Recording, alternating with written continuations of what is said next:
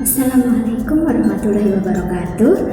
Masih berjumpa lagi dengan Bu Sairina dalam pelajaran Pendidikan Agama Islam dan Budi Pekerti untuk kelas 6, pembelajaran 10 tentang kisah keteladanan Nabi dan Ashabul Kahfi. Nah anak-anak, sebelum pelajaran kita mulai, marilah kita berdoa bersama sebelum belajar.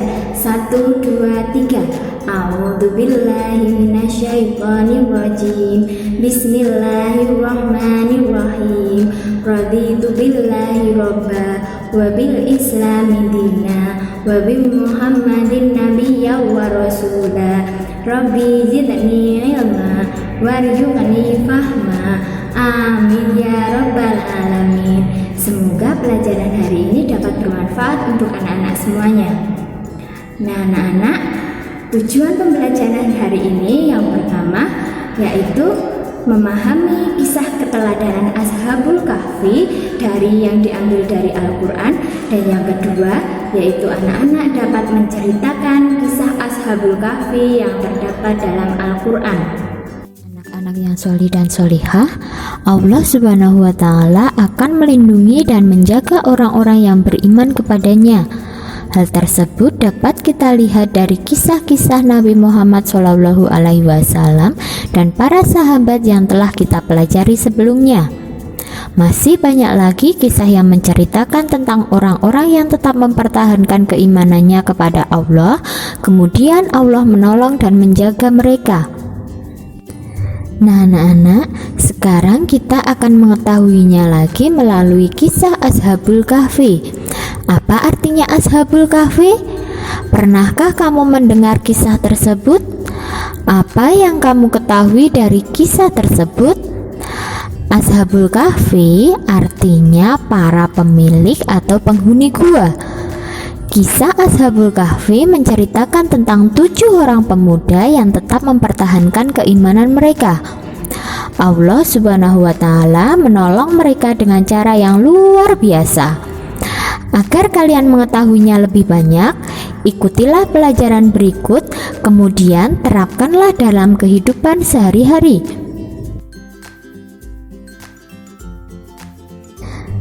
Dahulu kala di Rumania, sepeninggal Nabi Isa, banyak orang-orang yang durhaka dan kembali menyembah berhala.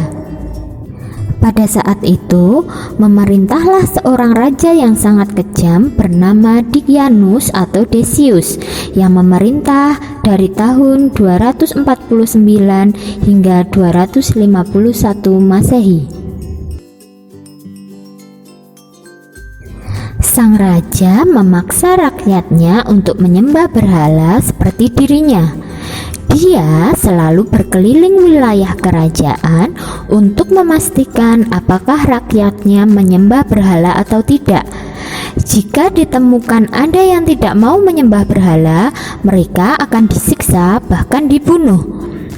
Kala itu, ada 7 orang pemuda yang masih taat kepada agama yang dibawa oleh Nabi Isa alaihi salam, dan mereka tidak mau menyembah berhala. Kemudian mereka ditangkap oleh pasukan Raja Dicyanus dan dibawalah mereka menghadap ke raja untuk diadili. Raja yang kejam berkata, "Mengapa kalian tidak mau menyembah sesembahan seperti umumnya yang dilakukan oleh penduduk negeri ini? Sekarang kalian boleh pilih, menyembah sesembahanku atau mati." Kemudian salah satu dari 7 pemuda berkata, "Kami sudah mempunyai Tuhan yang menguasai langit dan bumi. Kami tidak mau menyembah selain kepada Allah Subhanahu wa Ta'ala. Terserah saja kami mau diapakan." Tidak seperti biasanya, raja menyurutkan amarahnya dan berkata, "Aku suka kalian. Oleh karena itu, pikirkanlah kembali sikap kalian itu. Jika sudah tenang dan berubah pikiran, menghadaplah kepadaku. Tetapi jika saat usai batas waktu yang sudah ditentukan, kalian masih bersikeras juga, kalian akan binasa." Kemudian mereka dilepas dan raja kemudian pergi meninggalkan ibu kota kerajaan. Kesempatan itu digunakan 7 orang pemuda untuk berunding. Akhirnya mereka sepakat untuk berunding di gua Gunung Yanjalus. Adapun nama-nama pemuda itu adalah Maxalmina, Martinus, Kartunus, Dairunus, Danimus, Yatbunus, dan Tamlika. Kemudian setelah mereka membawa bekal secukupnya yang ditampung oleh seorang yang bernama Tamlika, berangkatlah mereka ke gua yang akan dituju. 7 pemuda tersebut berlindung di dalam gua. Mereka inilah yang dinamakan Ashabul Kahfi. Mereka menyelamatkan iman dan tauhid pada Allah Subhanahu wa Ta'ala dengan cara melarikan diri dari kekejaman raja tersebut. Kisah para 7 pemuda ini dijelaskan dalam Al-Quran Surat Al-Kahfi. Berikut ini merupakan surat Al-Kahfi ayat 13 dan 14 yang menceritakan tentang kisah Ashabul Kahfi, yang artinya, kami ceritakan kepadamu Muhammad kisah mereka dengan sebenarnya. Sesungguhnya mereka adalah pemuda-pemuda yang beriman kepada Tuhan mereka, dan kami tambahkan petunjuk kepada mereka. Dan kami teguhkan hati mereka ketika mereka berdiri, lalu mereka berkata, Tuhan kami adalah Tuhan langit dan bumi. Kami tidak menyeru Tuhan selain Dia. Sungguh kami berbuat demikian, tentu kami telah mengucapkan perkataan yang sangat jauh dari kebenaran. Surat Al-Kahfi ayat 13 dan 14. Di tengah perjalanan menuju gua, mereka diikuti oleh seekor anjing yang terus-menerus mengikutinya meski sudah diusir berkali-kali. Nama anjing tersebut adalah Kitmir. Ajaib, anjing itu berkata, "Aku ikut, aku senang kepada orang-orang yang menjadi kekasih Allah Subhanahu wa Ta'ala. Nanti aku akan menjadi penjaga saat kalian tidur." Terkejutlah mereka dengan keadaan yang dramatis itu. Anjing yang diusir berkali-kali ternyata bisa berbicara sebagaimana bicaranya orang-orang pada umumnya. Akhirnya anjing tersebut dibolehkan ikut. Mereka pun menetap di gua. Selama berada di gua, setiap hari pemuda yang bernama Tamlika harus mengendap-endap turun ke kota terdekat untuk mencari makanan. Begitulah hari-hari yang harus mereka jalani penuh dengan penderitaan.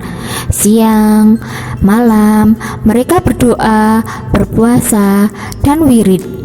Begitulah keadaan para pemuda yang menyelamatkan keimanan dan tauhid mereka.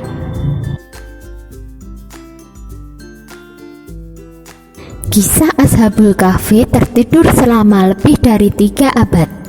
Sekembalinya raja tersebut ke ibu kota, sang raja kejam tersebut mencari 7 pemuda itu. Raja memerintahkan pasukannya untuk menangkap para pemuda tersebut. Saat pasukan tiba di gua, Allah Subhanahu wa Ta'ala menjadikan ke-7 pemuda itu tertidur dengan nyenyak, tidak bergerak sedikit pun, seperti sudah meninggal. Hal tersebut dilaporkan pasukan pengejar kepada raja. Kemudian raja memerintahkan agar gua tersebut dijadikan kuburan bagi para pemuda tersebut dengan menutup pintu gua dengan batu yang sangat besar. Raja berharap dengan cara itu pemuda-pemuda itu akan mati. Nah anak-anak, itu tadi cerita singkat tentang kisah Ashabul Kahfi yang ditidurkan oleh Allah di dalam gua selama 309 tahun, yang dijauhkan dari raja yang kejam, yaitu Raja Daqyanus. Kemudian Allah membangunkan mereka pada saat raja yang memerintah adalah raja yang arif dan bijaksana, yaitu Raja Baidarus. Anak-anak, kita harus selalu menjaga ketauhidan kita, menjaga agama kita, agar kita senantiasa ditolong oleh Allah Subhanahu wa Ta'ala. Anak-anak, itu tadi cerita singkat tentang kisah keteladanan dari Ashabul Kahfi.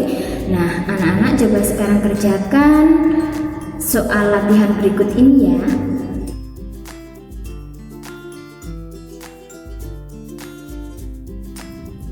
Bagaimana soal latihannya anak-anak? Mudah bukan? Nah anak-anak, sekian pelajaran pendidikan agama Islam yang tadi kita pelajari, yaitu kisah keteladanan dari Ashabul Kahfi. Kita akhiri pelajaran hari ini dengan membaca hamdalah bersama-sama. Alhamdulillahirabbil alamin. Kurang lebihnya dari Bu Zairina mohon maaf. Wabillahi taufiq wal hidayah. Wassalamualaikum warahmatullahi wabarakatuh.